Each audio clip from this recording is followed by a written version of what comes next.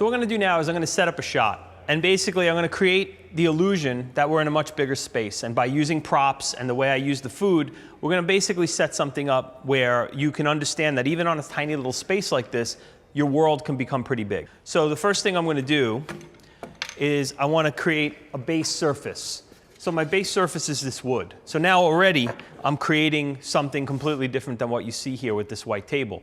Now this being my base surface, this could be this big. It could be as big as the table. It could be as big as your dining room table. It just depends on how big you want your world to be. For me, I want to shoot this in a very tight setting, but I wanted to give the illusion that we're somewhere else. We're not in the lobby of a museum, or I'm not shooting on a glossy white table, which is something that I normally wouldn't do. So by putting down this, I have one layer. And then what I'm going to do is I'm going to put this down as a second layer. This right here is my entire world.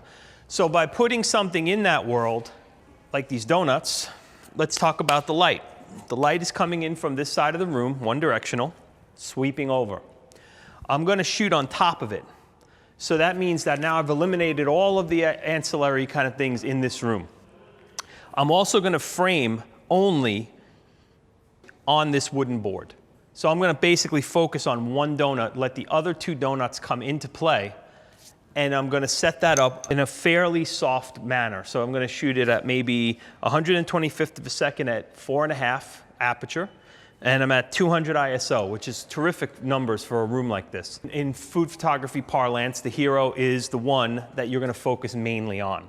He's closest to the light, or she, depending on if you want to assign gender to a donut. The idea is my light's coming in from this side and it's sweeping over. So I'm going to get up on the top, and I have my shot. If you keep your world small, you can make something really nice.